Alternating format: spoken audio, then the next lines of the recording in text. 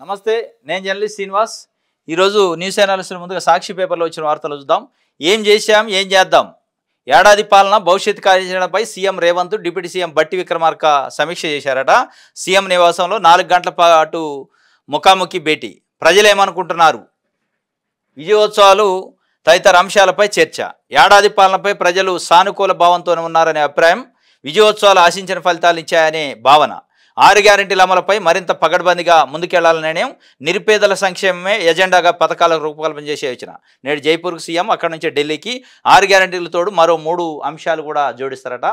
దాంతోపాటు కేంద్ర క్యాబినెట్ సంబంధించి విస్తరణ, జాతీయ నాయకత్వం ఏమనుకుంటుంది, అసలు ఉంటుందా లేదా అనేది కూడా చర్చించారట. సరే, ఈ మొత్తం చర్చలో 4 గంటల పాటు ముఖ్యమంత్రి, ఉప ముఖ్యమంత్రి కూర్చొని 2 పెద్ద తలకాయలు రాష్ట్రానికి సుదీర్ఘంగా చర్చించారట. ఏంది అసలు మనం ఏం చేసినాం ఇప్పటిదాకా, ఏం చేద్దాం, అసలు మనం చేసిన దాని గురించి జనం ఏమనుకుంటున్నారు, ప్రజలు మనం చేయాల్సిన దాని గురించి ఏమనుకుంటున్నారు, ఈ 2 అంశాలపైన సుదీర్ఘంగా చర్చించారట 4 అవర్స్ పాటు. దాంట్లో ఈ 6 గ్యారెంటీల కథ ఏంది, ప్రజలు ఏమనుకుంటున్నారు, అదేవిధంగా విజయోత్సవాలపైన ప్రజల అభిప్రాయం ఏంది. తెలంగాణ తల్లి విగ్రహణ విజయోత్సవాలు 3 రోజుల పాటు చేశారు ట్యాంక్ బండ్ పైన.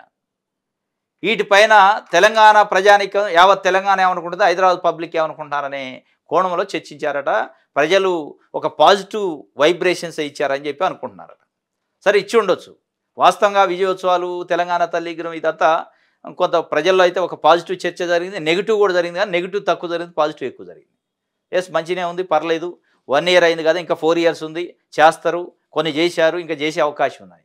కానీ ఒక సెక్షన్ ఆఫ్ పీపుల్ మీరన్న 6 గ్యారెంటీలు 100 రోజుల్లో అమలు చేస్తున్నారు, ఎందుకు చేయలేదు అనేది ఒక చర్చ ఉంది. ఇప్పుడు 6 గ్యారెంటీలు 100 రోజులు అయిపోయింది, మళ్ళీ 365 రోజుల తర్వాత కూడా 6 గ్యారెంటీలు ఎట్లా అమలు చేద్దామని ముఖ్యమంత్రి, డిప్యూటీ సీఎం కూర్చొని చర్చించే పరిస్థితి వచ్చింది.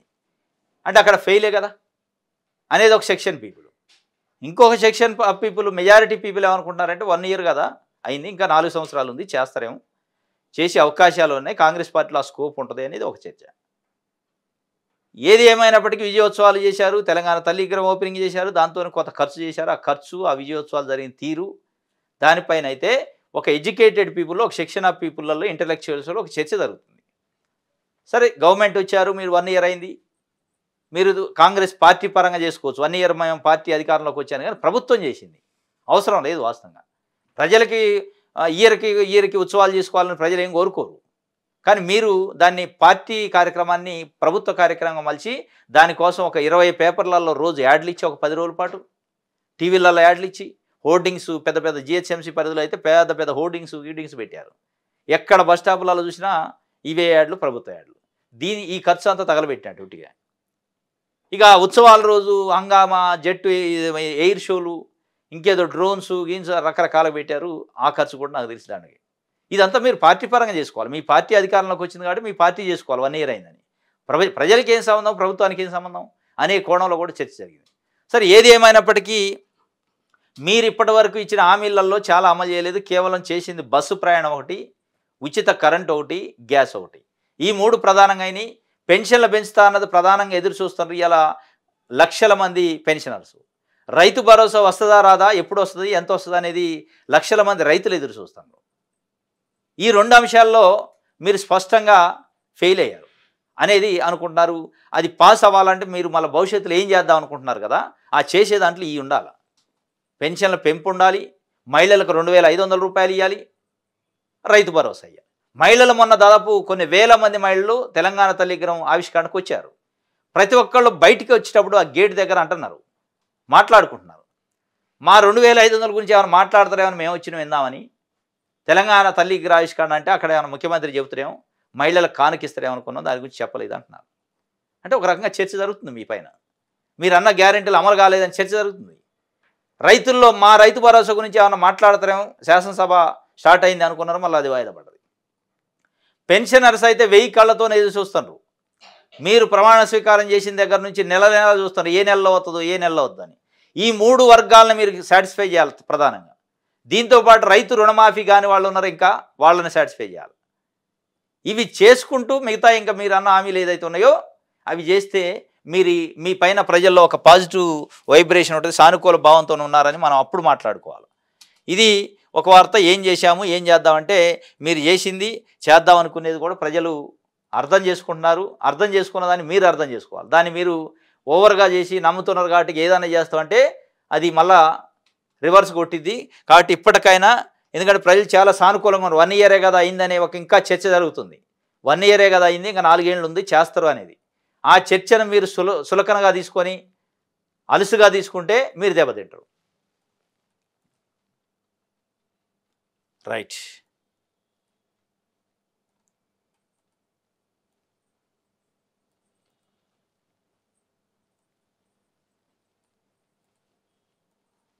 ఇది సాక్షికి సంబంధించి. కాడేడ్లు దూరమై ట్రాక్టర్ల భారమై చేతులతోనే నారుమడి దున్న రైతులు ఇల్లెందులోనట. వ్యవసాయ యాంత్రీకరణ పేరుతో కాడేడ్లు కనుమరుగవుతున్నాయి. ఏ చిన్న పనికైనా ట్రాక్టర్ల వినియోగం పెరిగింది, కానీ పేద రైతులకు ట్రాక్టర్ ఖర్చు భరించడం కష్టమవుతుంది. భద్రాద్రి కొత్తగూడెం జిల్లా ఇల్లెంద మండలం పోచారం తండా గ్రామానికి చెందిన గిరిజన రైతులు జరుపుల లక్ష్మణ్ యాసంగి సీజన్లో వరి నారుమడి దున్నేందుకు కాడేడ్లు అద్దెకు దొరుకుతున్నాయని ప్రయత్నించాడు, కానీ ఎక్కడా అందుబాటులో లేవు. వానాకాలం పడిన పంట ఇంకా అమ్మకపోవడం, చేతిలో చిల్లి కావలేకపోవడంతో ట్రాక్టర్ ఖర్చు 1500 భరించలేక పోయాడు. దీంతో తన కుమారుడు అన్న కుమారుడు సాయంతో చేతులతోనే దున్నడం ప్రారంభించాడు. 3 మనుషులు ఒక పూటంతా కష్టపడితే నారుమడి సిద్ధమైందని లక్ష్మణ్ సాక్షికి చెప్పారట. ఇది ఇవాళ పరిస్థితి. కనపడట్లే, చూద్దాం అన్న కాడీళ్ళు కనపడే పరిస్థితి లేదు గ్రామాలలో. అది పోయింది. మొత్తం యాంత్రీకరణ అంటున్నారు. యాంత్రీకరణలో ట్రాక్టర్ అందరికుండు, కిరాయి పెట్టుకోవాలి, డబ్బులు లేని పరిస్థితి. ఇట్లా మనుషులే దున్నుకుంటూ పోతున్నారు. ఇది ఒక వార్త ఇల్లెందులో జరిగిందట.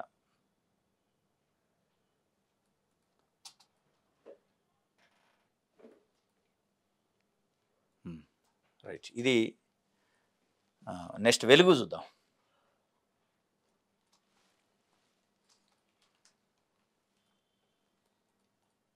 10,000కు పైగా డ్రైవింగ్ లైసెన్సులు రద్దు అవుతున్నాయట.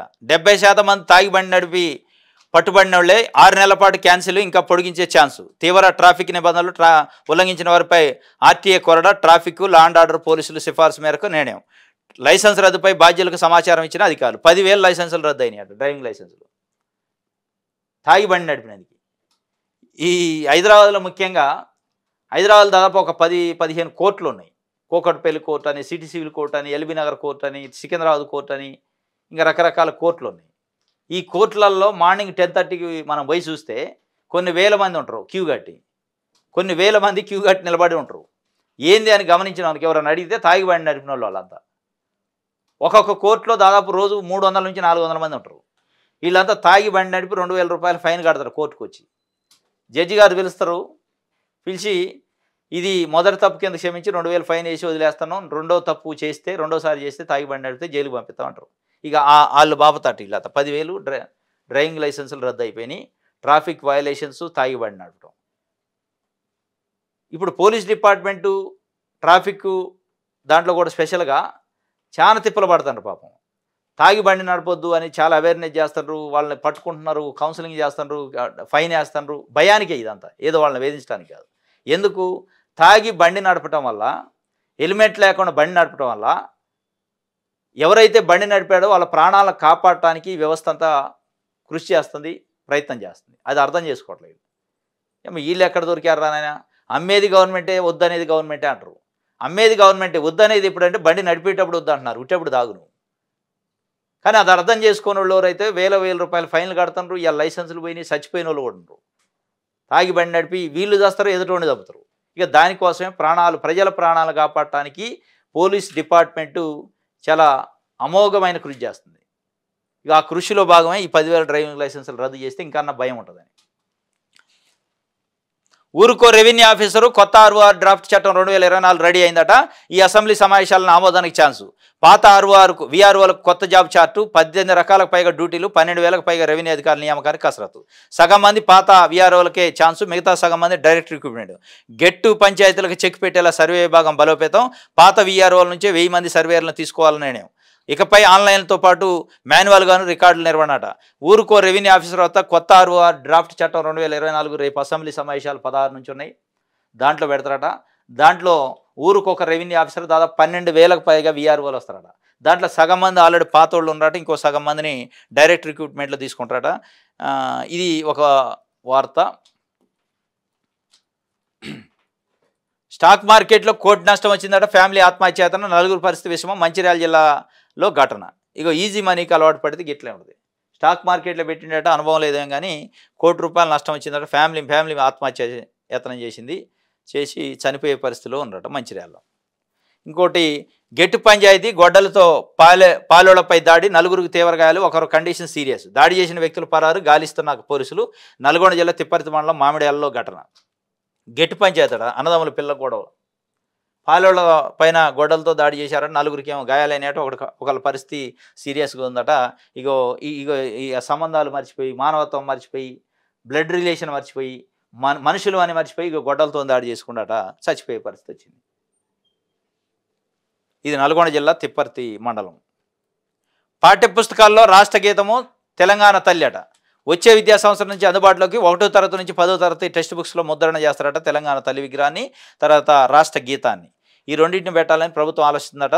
2025-26 నుంచి అన్ని పుస్తకాలలో 1వ తరగతి నుంచి 10వ తరగతి వరకు పాఠ్యపుస్తకాల్లో పెడతారట. అంటే చదువు అంటే భవిష్యత్తు తరాలకు తెలవాలని పిల్లలకి తెలంగాణ ఉద్యమం ఏంది, తెలంగాణ గీతం ఏంది, తెలంగాణ తల్లి ఏంది అనే విషయాన్ని అందరు చదువుకోవాలని చెప్పి పెడతారట. ఇది ఒక వార్త.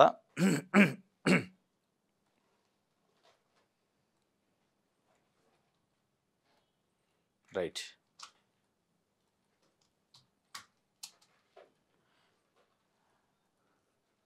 ఆ తెలంగాణ తల్లి విగ్రహంలో ప్రత్యేకత ఏంది? తల్లి చేతిలోని జొన్నలు మక్కలు వేరే రాష్ట్రాల్లో పండవా? ఎమ్మెల్సీ కవిత సెక్రటరియట్లోని తెలంగాణ తల్లి విగ్రహాన్ని అంగీకరించబోమని వెల్లడి చేసిందట. పేదలు ఎప్పుడు పేదలుగానే ఉండాలా, తెలంగాణ తల్లి రూపం బేద తల్లి రూపమని సీఎం అంటున్నారని, అంటే రాష్ట్రంలో కూలీ నాలి చేసుకునే పేదలు ఎప్పటికీ కూలీలుగానే ఉండాలన్నది సీఎం ఉద్దేశమా అని కవిత ప్రశ్నించారు. తెలంగాణ తల్లి విగ్రహాన్ని మార్చి కాంగ్రెస్ తల్లి విగ్రహాన్ని పెట్టుకున్నారు. సచివాలయంలో పెట్టిన తెలంగాణ తల్లి విగ్రహాన్ని అంగీకరించబోమని కవిత అన్నారు. అంటే మళ్ళా ఒక బీఆర్ఎస్ చూస్తే మళ్ళీ ఒక 150 కోట్లు తగలబెట్టాలన్నట్టు. ఏదో ఒక తల్లి ఉంది, ఏంది గోవాల దాని గురించి? ఏదో ఒక తల్లి ప్రభుత్వం పెట్టింది, అయిపోయాయి దాని గురించి. అట్లా కాదు, దాంట్లో బతుకమ్మ ఉండాలి, దాంట్లో బంగారం ఉండాలి, నగలు ఉండాలి. తెలంగాణ తల్లి ఎప్పుడు అంటే తెలంగాణ పల్లెల్లో ఉన్న మహిళలు ఎప్పుడు మహిళలు పేదల్లో ఉండటానికి ఇక్కడ బంగారం ఉండటానికి సంబంధం లేదు. ఆ లాజిక్ మర్చిపోతారు. మహిళలు నిజంగానే అందరిని బంగారం మెడల నిండా ఒంటి నిండా బంగారం ఉంటట్టు చేయాలంటే 10 ఏళ్ల మీ బంగారు తెలంగాణ ఒకళ్ళకి బంగారం రాలే. అంటే బంగారు ఆభరణాలు బంగారు నగలు దిగేసి తెలంగాణ తల్లిని చేస్తే తెలంగాణలో తల్లులంతా బంగారం ఉన్నట్ట దాని అర్థం? అది కాదు కదా. తెలంగాణలో 1 కోటి మంది మహిళలను కోటీశ్వర్లు చేస్తానని కాంగ్రెస్ ఒకవైపు చెబుతుంది. మీరేమంటారు? తెలంగాణ తల్లి విగ్రహం మెడలో బోసిపోయినట్టుంది, బంగారం లేదు అంటే ఇట్లా ఉండాలని మీరు కోరుకుంటున్నారా? తెలంగాణ తల్లులు పేదరికంలో ఉండాలని కోరుకుంటున్నారంటే తెలంగాణ తల్లు పేదరికంలో ఉండాలని ఎవరు కోరుకోరు. తెలంగాణ తల్లు బంగారం వేసుకోవాలని కోరుకుంటారు. వేసుకునేటట్టు మీరు 10 ఏళ్ళు చేయలేదనేది ప్రజలు మిమ్మల్ని దింపింది. మీరు ఆ పేరు చెప్తూనే మీరు బంగాళాలు సంపాదించుకున్నారు, కానీ తెలంగాణ తల్లులు అక్కడే ఉన్నారు. ఇక అందుకే మీతోని కథ కాదని చెప్పి మమ్మల్ని దింపారు. మళ్ళీ మీరు ఒక డ్రామా మొదలు పెడతారు. తెలంగాణ తల్లి మెడలో నాట బంగారం లేదట, వడ్లానం లేదట, కిరీటం లేదట, చేతిలో బతుకమ్మ లేదట. కాబట్టి తెలంగాణ తల్లుల్ని ఇట్లా పేదరికంలో ఉంచాలనుకుంటున్నారా అంటారు. 10 ఏళ్ళు మీరు బంగారు తెలంగాణ చేస్తే ఇంతలోకి ఎడిపోయింది ఆ బంగారం. మరి మీరు చేసిన బంగారు తెలంగాణలో తెలంగాణ మహిళలు దిగేసుకున్న బంగారం అంతా ఎడిపోయింది. మరి బ్యాంకులలో తాకట్టు పెట్టారా? లేదంటే నిజంగానే ఏమి లేదా? అంటే ఏమి లేదా? మీరు ఉట్టినే బంగారు అన్నారు.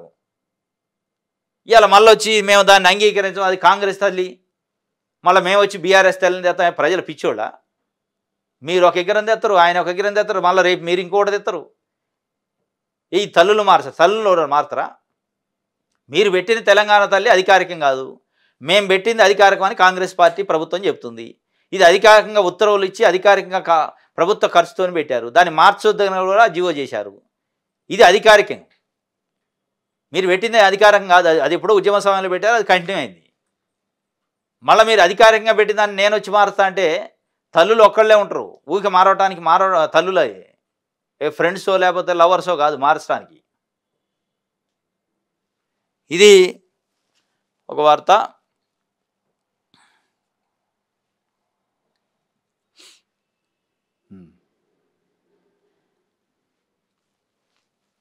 దిశ చూద్దాం.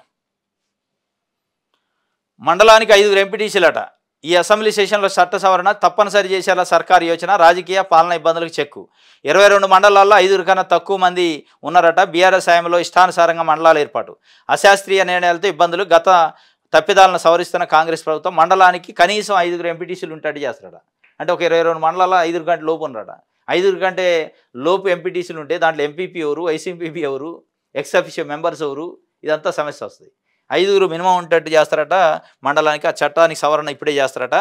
దాంతోపాటు 3 పిల్లలు ఉన్నోళ్ళు కూడా స్థానిక సంస్థల ఎన్నికల్లో పోటీ చేయొచ్చు అనే ఒక నిబంధన కూడా సవరణ చేస్తారట. ఇది ఒక వార్త దిశ పేపర్ ఇచ్చింది. ఇంకోటి, ఒక్కరికి ఒకే పదవి, కాంగ్రెస్లో డ్యూయల్ పోస్టులకు చెక్కు, పార్టీలో కొత్త విధానానికి పిసిసి కసరత్తు, ఎమ్మెల్యేలు ఎంపీలకు మినహాయింపు. వీరిలోంచి ఒక్కరికి వర్కింగ్ ప్రెసిడెంట్, సీఎం మంత్రులు అభిప్రాయాల సేకరణ, కాంగ్రెస్ కార్యవర్గంపై స్టేట్ చీఫ్ ఫోకస్. వారం రోజులు ఏఐసీసీకి లిస్టు పంపించే ఛాన్సు. రాష్ట్ర పార్టీకి త్వరలో కొత్త టీం వస్తుందట. ఒక్కరికి ఒకే పదవట. మళ్ళీ దాంట్లో ఎమ్మెల్యేలు ఎంపీలకు మినహాయింపట. ఇక మరి ఎమ్మెల్యేలకి ఎంపీలకి మినహాయింపించాక ఇంకా ఒకటే ఉంది, వాళ్ళు ఇద్దరు అవుతారు కదా. అంటే ఎమ్మెల్యే ఎంపీ ఉన్నోడు మళ్ళీ పార్టీలో పదవి తీసుకోవచ్చట. అంటే పార్టీ పదవుల పరంగా ఒక పదవి ఇస్తే ఇంకో పదవి ఇయ్యరు. ఒక వర్కింగ్ ప్రెసిడెంట్ కూడా ఎమ్మెల్యేల నుంచి ఉంటాడట. మొత్తానికి పీసీసీ కొత్త అధ్యక్షుడు మహేష్ కుమార్ గౌడ్ అయిండు. ఆయన టీంని మొత్తం పీసీసీ కార్యవర్గం పైన ఫోకస్ పెట్టిండట. ఏఐసీసీకి త్వరలోనే జాబితా పంపిస్తారట, పంపించి చేస్తారట. రైట్.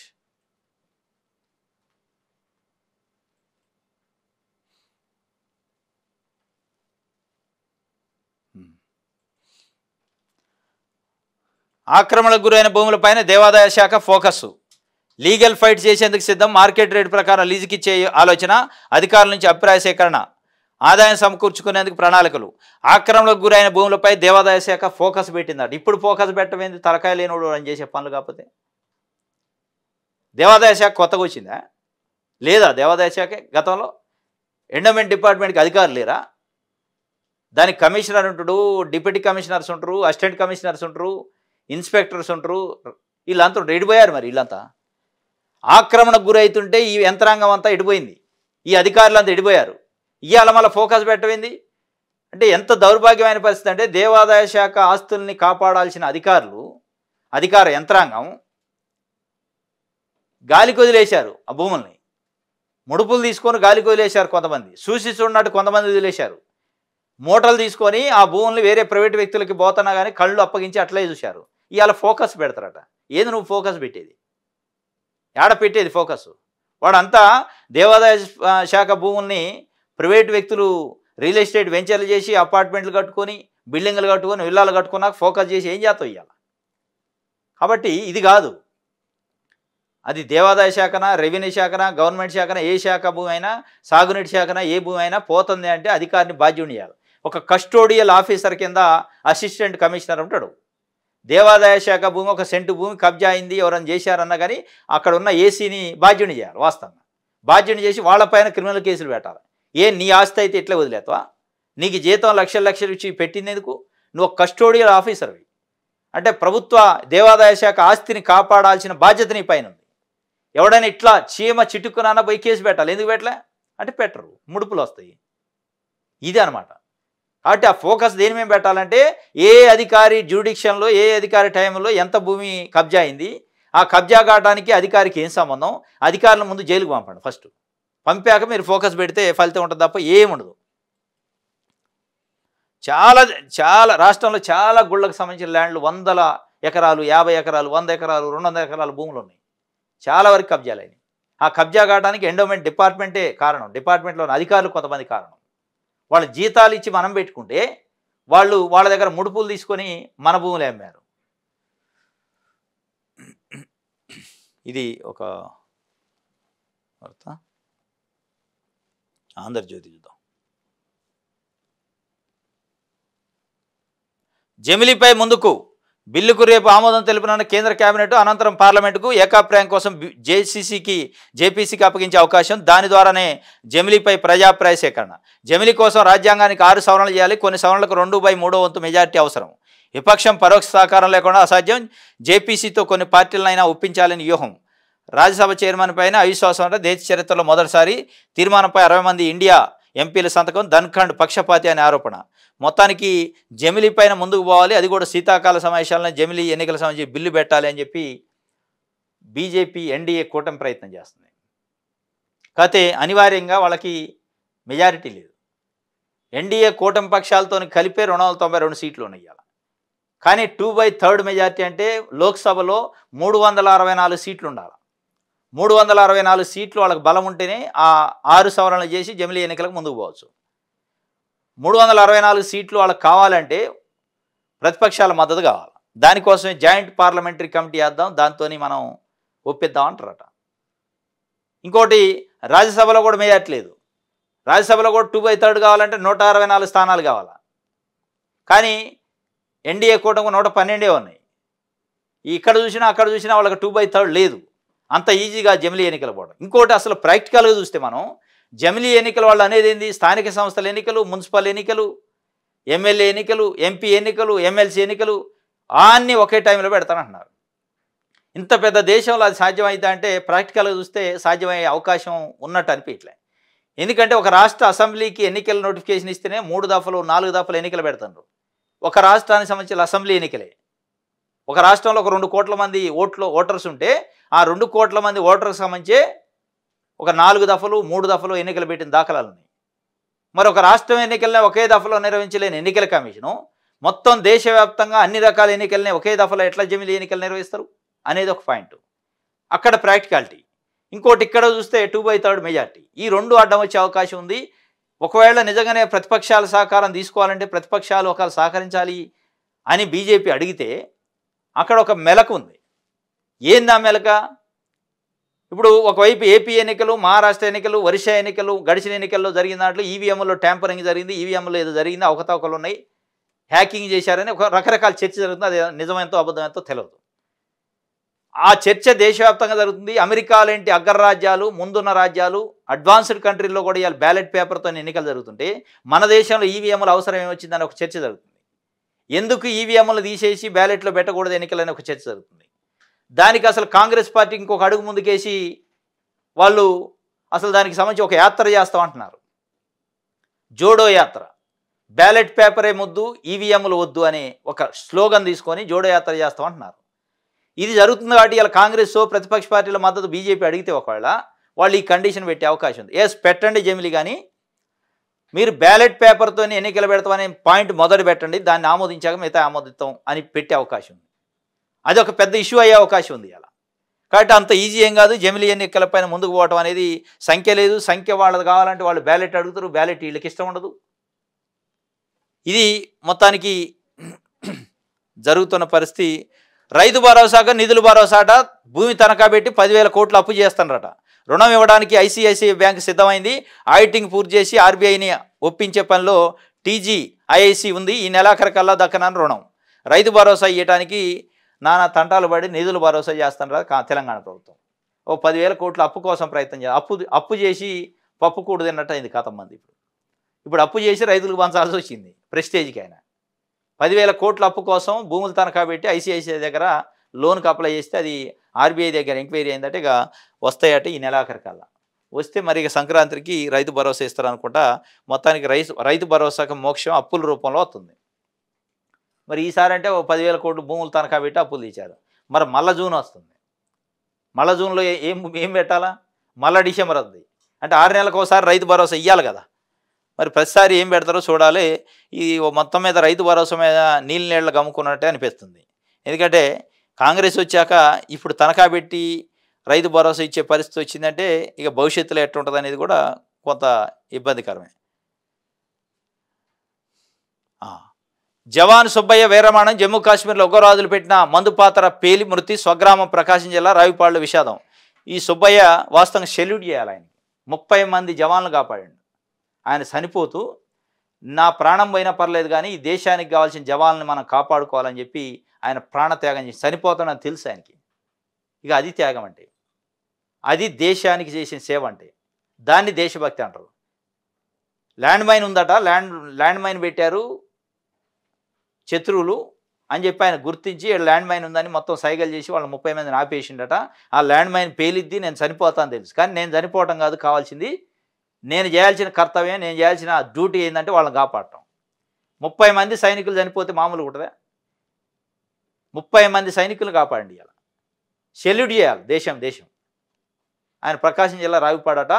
ఇక మన దగ్గర కూడా చాలా మంది అంటారు, నేను త్యాగం చేసిన, నేను జీవితాన్ని త్యాగం చేసి ప్రజాసేవ కోసం రాజకీయాల్లో ఉన్నట్టు. ఒక్కడ కూడా ఈ త్యాగం చేయడు. ఇది త్యాగం అంటే. దీన్ని త్యాగం అంటారు, దీన్ని దేశానికి చేసిన సేవ అంటారు, ప్రజాసేవ అంటారు.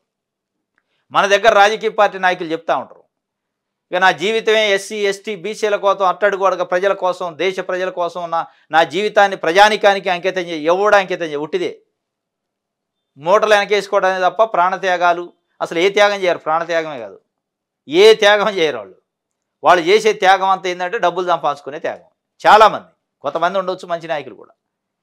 కానీ ఇట్లాంటి సుబ్బయ్య అనే వ్యక్తి వీర జవాన్ ఏదైతే చేసిండో దీన్ని త్యాగం అంటారు, దీన్ని ప్రజాసేవ అంటారు, దీన్ని దేశభక్తి అంటారు. చాలామంది పెద్ద పెద్ద మాటలు చెబుతారు, దేశభక్తి ఇది అది అని. ఇట్లాంటి త్యాగం చేయడానికి పంపండి మీ పిల్లల్ని. రాజకీయ నాయకులు ఇంటికి ఒక పిల్లోని పంపండి. ఎమ్మెల్యేలు ఉండరు, ఎంపీలు ఉండరు, ఇంటికి ఒక మీ కొడుకులు ఉంటే 100 పంపండి. కొడుకులు కూతుర్లు ఉంటే ఒక్కొక్కళ్ళు ఇంటికి ఒకళ్ళు దారు పంపితే అది త్యాగం అంటారు. మీకు దేశం పట్ల ప్రేమ ఉన్నట్టు, భక్తి ఉన్నట్టు. మీరు ప్రజాసేవకు నిజంగానే ఉన్నట్టు. ఒక్కడు పంపడు, ఒక్కడంటే ఒక్కడు పంపడు. ఇది ఆంధ్రజ్యోతి, ఈనాడు చూద్దాం. సెకనుకు 11 సైబర్ బెదిరింపులు వస్తున్నాయట. గత ఏడాది కాలంలో 36.9 కోట్లు మాల్ల వేర్లలో దాడులు 2025లో AI ఆధారితంగా జరిగే అవకాశం ఉందట. సెకనుకు 11 సైబర్ సెకన్కి, నిమిషానికి కాదు, సెకన్కి. అంటే ఏ స్థాయిలో సైబరు బెదిరింపులు ఉన్నాయో మనకు అర్థమవుతుంది. అప్పులతోనే మధ్యాహ్నం భోజనం అంట. బిల్లుల చెల్లింపులో జాప్యంతో ఈ పరిస్థితి. గుర్తించిన విద్యా కమిషన్ సకాలంలో చెల్లింపులతో పాటు గుడ్డు ధరలు పెంచాలి. ఆయా సిఫార్సులతో 4-5 రోజుల్లో సర్కారుకు నివేదికిస్తాట. ఇప్పుడు పాపం ఆ వండేటోళ్ళు ఉంటారు కదా, మధ్యాహ్న భోజనం వండేటోళ్ళు, ఆ మహిళలు వాళ్ళే అప్పు చేసి తెస్తారట సరుకులు, అవి దానికి కావాల్సినవి తెచ్చి పిల్లలకు అన్నం పెడతారు, కడుపు నింపుతారు. మీరు ప్రజాపాలన, ఇది ప్రజాపాలన అంటే వాళ్ళు అప్పులు తెచ్చి చేస్తారంటే వాళ్ళకి డబ్బులు ఇవ్వండి ఫస్ట్. విద్యా కమిషన్ ఆకురూరు మొండయ్య గారు గుర్తించి దానికి సంబంధించిన రిపోర్ట్ని ఇస్తారట తొందరలోనే. మీరు అది చేయండి ఫస్ట్.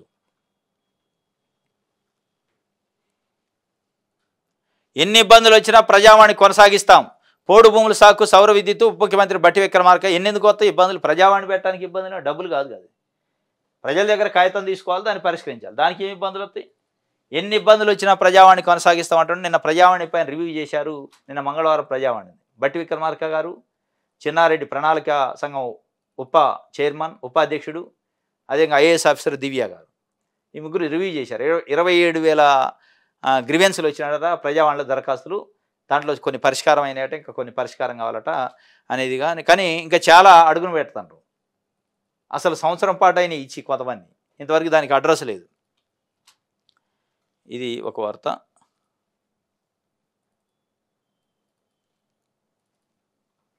రైట్. మోహన్ బాబు ఇంటి వద్ద హైడ్రామా అట. మీడియాతో మాట్లాడుతున్న మనోజు, మీడియా ప్రతినిధిపై దాడి చేస్తున్న మోహన్ బాబు అయితే అసలు ఆయన సోయి మర్చిపోయి కొడతాడు మీడియా వాళ్ళని. నిన్న ఆ లోగో పట్టుకొని బాస్తాడు. ఆ వైరు లోగో ఉంది, పళ్ళ పశువులను కొట్టినట్టు కొడుతాడు మీడియా వాళ్ళని. ఆ కెమెరాలు కొన్ని బయలుపోయినాయి, ఒకళ్ళొక ఇద్దరికి ఫ్రాక్చర్స్ అయినాయి.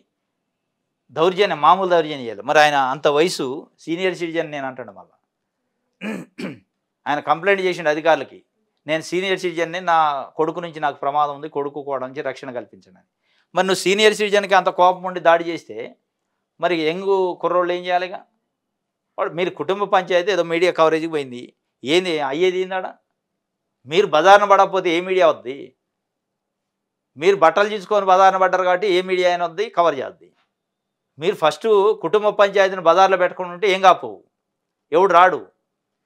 కానీ మీరే బజార్న పడేసుకొని ప్రచారం చేయండి అని మీడియాకి, సోషల్ మీడియాకి అవకాశం ఇచ్చాక చేస్తుంటే మీరు వచ్చి మైకులతో దాడి చేసి, వైర్లతో దాడి చేస్తే ఏమనాలా? విజ్ఞత మర్చిపోయి, సంస్కారం మర్చిపోయి. ఇది మొత్తానికి కుటుంబ పంచాయతీ రోడ్డును పడరు, కొడుకులు తండ్రి అందరు రోడ్డును పడరు. రోడ్డును పడితే మళ్ళీ ఆయన కోపం వచ్చింది, మీడియా ఎట్లా ప్రచారం చేద్దని. మీరు ఒక సెలబ్రిటీ సినిమా రంగంలో, మీరు బజార్న పడితే ఎవడైనా చూస్తారు. మామూలు ఊర్లో చిన్న గొడవ జరిగితేనే 10 మంది పోగు అవుతారు, రకరకాల మాట్లాడుకుంటారు. ఊరు పేరు లేనోడుకు ఇంట్లో గొడవ జరిగినా కానీ 10 మంది పోగు అవుతారు. అది మానవ సహజం. మీరు ఇంత సెలబ్రిటీ, 2 రాష్ట్రాలు, తెలుగు రాష్ట్రాల్లో తెలిసిన వ్యక్తి, మీ ఇంట్లో గొడవ అవుతుందంటే మీడియా రాదా? ప్రజలు అనుకోరా, మాట్లాడుకోరా? మీ విజ్ఞత ఎక్కడ ఉండాలి? బయట పడకుండా చేసుకోవాలి. 4 గోళ్ల మధ్యలో పంచాయతీ చేసుకుంటే 4 గోళ్ల మధ్యలో మాట్లాడుకుని ఉంటే ఇది ఉండపోవు. బజార్న పడి మీరు కుటుంబ పంచాయతీని పబ్లిసిటీ చేస్తారంటే మీరు చేసుకుంటున్నారు. బజార్న పడి సొక్కాలు చింపుకొని, బట్టలు చింపుకొని, రాళ్ళు వేసుకొని, దాడులు చేసుకొని, గేట్లు పాల్గొట్టి మీరు చేసుకుంటా. మీడియా వాళ్ళ పైన దాడి చేశారు. మొత్తానికి అయితే మీడియా సీరియస్ అయింది.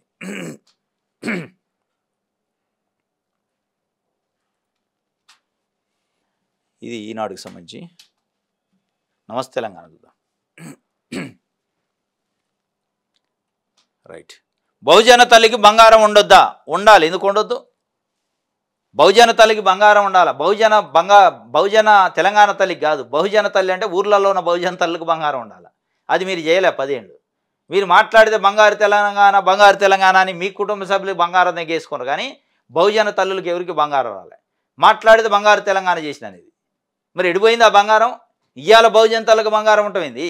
మీరు 10 ఏళ్ళు చేసిన రోజు ఎడిపోయింది ఆ బంగారం. మీరు 10 ఏళ్ళు చేసినప్పుడు దిగేసిన బంగారం బహుజన తల్లి ఎడబెట్టుకున్నారు, బ్యాంకులలో పెట్టారా? ఇవాళ వచ్చి బహుజన తల్లికి బంగారం ఉండొద్దా అంటే ఉండాలా? ఉండకుండా చేసింది ఎవడు? ఆయన పోయి చెప్తుండే బహుజన తల్లికి బంగారం ఉండొద్దా అంటే ఉండాలి కానీ ఉండకుండా చేసింది. తెలంగాణ తల్లి ఆక్రోశం అట. రేవంత్ రెడ్డి మంచోడు కాదు, ముంచేటోడు. బతుకు తెరువైనా షాపును కూలగొట్టిండు, సామాన్లు తీసుకునే టైం కూడా ఇయ్యలే. కేపీహెచ్బీ కాలనీ ఫుట్పాత్ ఆక్రమణలు తొలగింపుల బాధితురాలు జయమ్మ ఆవేదన. కేసీఆర్ఏ రావాలి, న్యాయం చేయాలి అనే వేడుకోలు. సీఎం రేవంత్ రెడ్డి మంచోడు కాదు, ముంచేటోడు. ఇప్పటికే సగం ముంచిండు. కేసీఆర్ సార్ రాకుంటే మొత్తం ముంచేస్తాడు. కేసీఆర్ ఉన్నప్పుడు పేదల బతుకులు బాగుండే, మళ్ళీ కేసీఆర్ సారే రావాలి, మాకు న్యాయం చేయాలి. కేసీఆర్ సార్ రాడు, మీకు న్యాయం రాదు. మీకు అన్యాయం జరుగుతుందని ఆయన రాట్లా బయటికి. అసెంబ్లీకి రావచ్చుగా, మాట్లాడచ్చుగా, మాట్లాడు. ఈ బ్యానర్ ఐటమ్ ఆంధ్రజ్యోతి వేసింది. తెలంగాణ తల్లి ఆక్రోశం అట. ఎస్, ఫుట్పాత్ పైన తొలగించారు, మానవత్వం లేకుండా చేశారు, తప్పే. మీరు 10 ఏళ్ళు చేసింది ఈ కథేనాయన.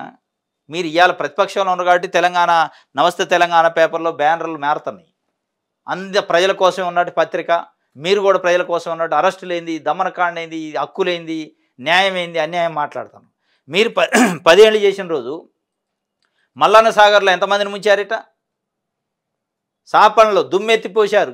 హరీష్ రావు పైన, కేటీఆర్ పైన, కేసీఆర్ పైన. లేదు వార్త. మరి ఖమ్మంలో 7 మంది గిరిజన మహిళల్ని బాలింతలను తీసిపోయి అరెస్ట్ చేసి జైల్లో పెట్టారు. ఆ రోజే లేదు వార్త. అయ్యాల వాళ్ళు తెలంగాణ తల్లు కాదా? తెలంగాణ తల్లి ఆక్రోశం ఆ రోజు లేదా అనేది ఇవాళ తెలంగాణ సమాజం మిమ్మల్ని అడుగుతుంది. ఇది తప్పే. రేవంత్ రెడ్డి ప్రభుత్వం, అక్కడ ఉన్న అధికారులు వ్యవహరించిన తీరు తప్పే. వాళ్ళకి టైం ఇవ్వాలి, నోటీస్ ఇవ్వాలి, ఖాళీ చేసిన దాకా ఉండాలి. దమ్మును కూలగొట్టడం ముమ్మాటికి తప్పే. కానీ ఆ తప్పును ప్రశ్నించే హక్కు, తప్పును ప్రచురించే హక్కు నమస్తే తెలంగాణకు లేదు, బీఆర్ఎస్ నాయకులకు లేదు. ఎందుకంటే మీరు చేసిన దమనకాండ, దాష్టికాలు 10 ఏళ్ళు పోలీసులను అడ్డం పెట్టుకొని ఎక్కడికక్కడ ఇట్లాంటివి చేశారు. మళ్ళీ ఇవాళ మీరు పోయి ఇది చెప్తున్నారు. రుణమాఫీపై ఎమ్మెల్యేలు నిలదీత, మాట తప్పిన కాంగ్రెస్కి మళ్ళీ ఓట్లేయం. సూర్యాపేట జిల్లాలో ఎమ్మెల్యే సామేలకు తేల్చెప్పిన మహిళలు, పలు జిల్లాల్లో రైతుల ఆందోళన, ఖమ్మంలో ఉత్తరాల ఉద్యమం అట. వాస్తవంగా ఈ రైతు రుణమాఫీ పైన 2 లక్షల పైన ఉన్న వాళ్ళు ఒక ఆందోళనలో ఉన్నారు. ఎక్కడికి పోయినా కానీ అదే చర్చ జరుగుతుంది. ఇంకోటి, ఆడబిడ్డలను అవమానిస్తారా? సన్మానాలకు పురుషులే తప్ప మహిళల పనికిరారా? కవులు కళాకారులు ఆడబిడ్డలకు చోటు ఇవ్వలేదేం? తెలంగాణ తల్లి నుంచి బతుకమ్మను దూరం చేయలేదు. జీవోతో భావోద్వేగాలను మార్చలేరు. ఎమ్మెల్సీ కవిత. ఊరూరా తెలంగాణ తల్లికి క్షీరాభిషేకం. విగ్రహం రూపురేఖలు మార్చడంపై జనాగ్రహం ఉందో లేదో కానీ మీకుంది ఆగ్రహం. ఆడబిడ్డలను అవమానిస్తారా అంటుంది కవిత గారు. దేనికి? క్షీరాభిషేకాలు చేయడానికి మహిళల వనికిరారా? తెలంగాణ కవుల్లో మహిళలను తీసుకోలేదంటుంది. ఇప్పుడు ఈ తెలివేదో మీరు మాట్లాడే మాట కరెక్టే, వాస్తవమే. అది కూడా మహిళలకు అన్యాయం చేయొద్దు. కానీ కేసీఆర్ 2014 నుంచి 2018 మధ్య గవర్నమెంట్ నడిపేటప్పుడు మొదటి 5 సంవత్సరాల్లో మహిళ లేదు క్యాబినెట్లో, మహిళా మంత్రి లేరు క్యాబినెట్లో. ఆ రోజు ఎందుకు అడగల మీరు? ఆ రోజు ఎందుకు రాయాలి నమస్తే తెలంగాణ? మహిళలకు అన్యాయం చేస్తారా? మహిళలను అవమానిస్తారా? ఆడబిడ్డలను అవమానిస్తారా? ఆడబిడ్డల క్యాబినెట్లో ఉండే అవకాశం, హక్కు లేదా? ఈ రకంగా ఎట్లా అవమానిస్తారా అని చెప్పి మీరు కవిత గారు కూడా ఆ రోజు నిలదీసి ముఖ్యమంత్రికి లెటర్ రాసి ఉంటే, నమస్తే తెలంగాణ లెటర్ను ప్రచురించి ఉంటే మీరు ఇవ్వాలనే మాటకు అర్థం ఉండేది. ఇవాళ ఆడబిడ్డలు మీకు గుర్తురాటమైంది. క్యాబినెట్లో మంత్రే లేడు. ఇంకోటి ఏమన్నారు? తెలంగాణ కవులు కళాకారులను గుర్తించిన దాంట్లో ఆడబిడ్డలకు చోటు ఇవ్వలేదు. అసలు మీరు ఎవరికి ఇవ్వలేదు కదా. వీళ్ళు ఆడబిడ్డలకి లేదు కానీ అసలు ఏ తెలంగాణ కవికి కళాకారులకు గుర్తింపే ఇయ్యలేక మీరు. ఆయన కనీసం ఆ 9 మందిని గుర్తించి నజారాన ఇచ్చిండు. మీరు అసలు ఒక్కడినొకరు గుర్తించలేదు. తెలంగాణ ఉద్యమం అంటే కేసీఆర్ ఒక్కడే అంటారు. ఇక కవులు లేరు, కళాకారులు లేరు, ఉద్యమకారులు లేరు, విద్యార్థులు లేరు అంటారు. ఇవాళ తెలంగాణలో కాంగ్రెస్ ప్రభుత్వం 250 గజాలు స్థలం ఇస్తాం మేము ఉద్యమకారులకి, పెన్షన్ ఇస్తామంటుంది. అది ఇస్తారో లేరు కానీ ఇస్తాననైతే ఒక హామీ ఇచ్చింది. మీరు ఆ మాట కూడా అనలేక అనేది ఇవాళ తెలంగాణ ఉద్యమకారులు మాట్లాడుకుంటున్నారు. కాంగ్రెస్ ప్రభుత్వం వ్యవహరించిన తీరు 9 మందిలో మహిళలు ఉండాలా, మహిళా కవులు ఉన్నారు, కళాకారులు ఉన్నారు, ఎందుకు పెట్టలేదు అనేది కూడా అది క్వశ్చనే. కానీ మీకు లేదు అర్హత, అడిగే హక్కు, మాట్లాడే హక్కు.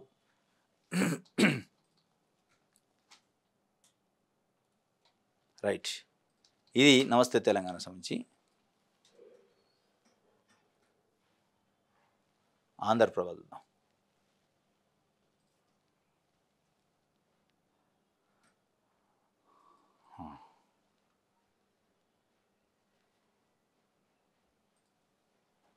ఆశా తల్లులపై భౌతిక దాడుల రాష్ట్రంలో దుశ్శాసన పర్వం నడుస్తుందని కేటీఆర్ అంటుండు. ఆశా తల్లులు నేను పరామర్శించిండు ఉస్మానియా ఆసుపత్రికి పోయి. మంచిదే, పరామర్శించాలా. ఇట్లాంటి ఆశా తల్లులు లాంటి చాలామంది తల్లుల మీద మీరు కూడా చేశారు భౌతిక దాడులు మీ ప్రభుత్వ హయాంలో. అది మర్చిపోయినట్టుంది మీరు. ఇది ఒక వార్త. ఇది ఈరోజు న్యూస్ ఛానల్స్లో వార్తల విశ్లేషణ. రేపు తాజా వార్తలతో తిరిగి కలుసుకుందాం. Thank you.